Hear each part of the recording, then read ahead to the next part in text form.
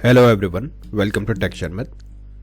In this session, we are going to talk about another very important example related to states of template driven form, where we will be mainly learning about the pending state. So what we will do here, firstly I'll explain you the code related to HTML, and after that I'll show you the directive that we have already created along with the prerequisites like what to import and what not to import. So by the end of the session you will be able to understand what is pending state, how to implement it, and what are the benefits of it. But before we proceed further with this session, I would like to recommend you to please go and check out the previously released sessions first, because they all are in proper sequence and sync. So if you follow it sequentially, then it would be much more easier for you to understand the ongoing topic, because for time being we are just mainly focusing on how to use template driven form state pending. Okay, and for the structured content you can also refer the Sharmit digital course book, which is freely available in the description box, where you will find more than 3000 plus free resources available in both Hindi as well as English language. So as per your convenience you can refer it. Okay, alright, so let's get started. Here you can see firstly I'm in the app.component.html file, where we have mentioned the first heading as Angular course by Sharmit. After that we have the second heading that shows today's topic name, that is template driven form example in Angular for checking pending state. Okay, then on line number 9 we have added the horizontal row. This horizontal row will help us to separate out the headings with the actual form. Okay, so after this horizontal row we will add the actual form. So let me add HR here. Okay, then we will write here simply the logic for form. But before that, let me tell you, we all know that for using the form we will be in form we will be using ng form, ngModel, right? So for that it should for that we should import the ng forms module. Okay, so that is a prerequisite. So for that we will go to app.component.ts. Here you can see I have added the ng if as well as forms module.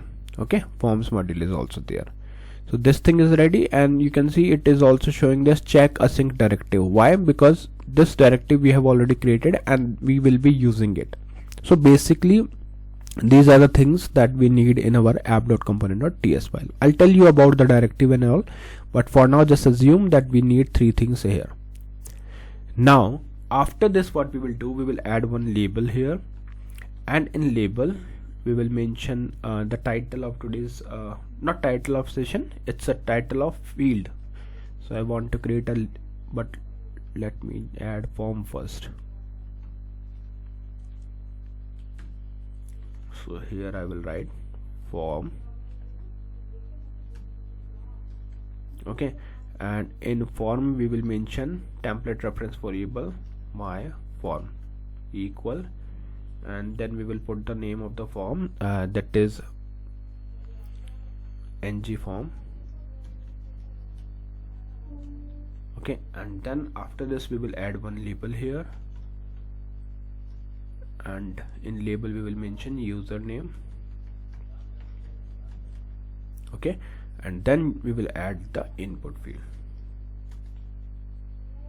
Okay, and in input field we will mention and we will define the other required thing like type and everything. So let's add type as text, then we will add here name as username, then we will add here ngModel. Okay, and after ngModel maybe we can add required. So just add required, and then we will add here check async. Okay, and then we will also assign the template reference variable for the ngModel. So user name hash username ctrl equal ngModel. Perfect. So this is the only thing that we need in our HTML file related to field. After that we will just simply add the values to print it. So add the p tag. In this p tag we will show the status of pending, double curly braces. Here I will write username control date, then we will write here pending. Perfect. Okay, then we will add here another p tag. In this p tag we will write *ngf. Then we will write here username control.pending. Then we will write here style, color as blue.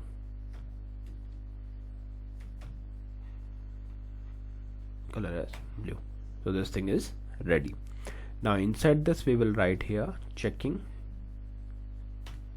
and it's ready. Okay, but here you can see we are using the check async, right?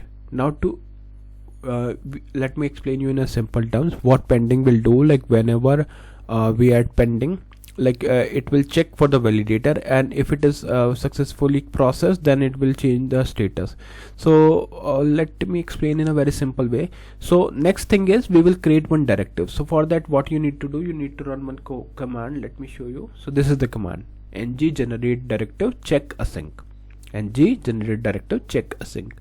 Okay, so when you hit this command, it will add two files. One is spec.ts, check async directive.spec.ts, and check async directive.ts. Okay, so in spec.ts we will not do anything, like it's a default thing, we will not change anything here. But in directive.ts, here you can see I have noted down these lines of code. So just look properly, like what all things we have. You can see here selected as check async. Okay, and here, like let's say if I make it capital C,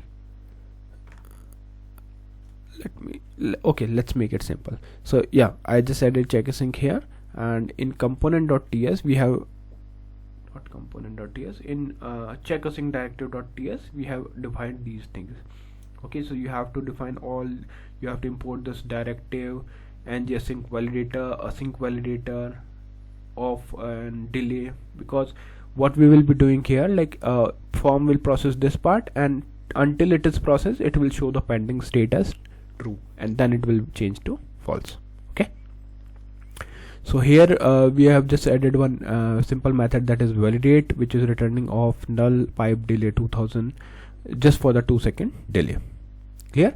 So once it is processed, it will change the status to false again. Now we are ready with this thing, and I'm sure like this code is clear because we have already discussed this thing earlier as well. So now we are good to go ahead and check the output. So here I will write ng, let me clear it first, ng serve -- open, enter. Just wait for a few seconds and then it will show you the output. So it shows multiple things, like firstly we have main heading that shows Angular course by Sharmit. Then we have a second heading that shows template driven form example in Angular for checking pending state. Then we have one horizontal row. After that we have username field with input field pending, and state is showing as false. Now next what we will be doing, let me show you one thing. Like here we are just showing pending value here. Okay, if you want to show pending value here as well, maybe you can copy it and paste it. Perfect. Okay, so when I start typing here, let's say ABC, so you can see pending value is true, and also we were getting some message, right? Let me clear it again, rewrite it, so you can see pending true checking. Why? Because as soon as we start typing here, it become true, and it also started typing. Although if you don't want to print it again, you can clear it from here, the pending thing, because we have already imported it, we have already mentioned it here. But I just want to show you that as soon as you are typing it, for 2 seconds it will change the status to true, and then again it becomes false. So this is how like it works. Although like in project, as per the requirement, we will change the logic for sure, but here we are just seeing the structure, like how actually it works. Clear? So I'm sure the syntax and at least the concept is clear. Later on when we will be using it in practical ways, then maybe things would be much more easier for you, but for now I think this is what I just wanted to share with you all. And so far, like we have covered almost all states of the Angular, and in the upcoming sessions we will discuss few more things. So yeah, thank you for watching Sharmit.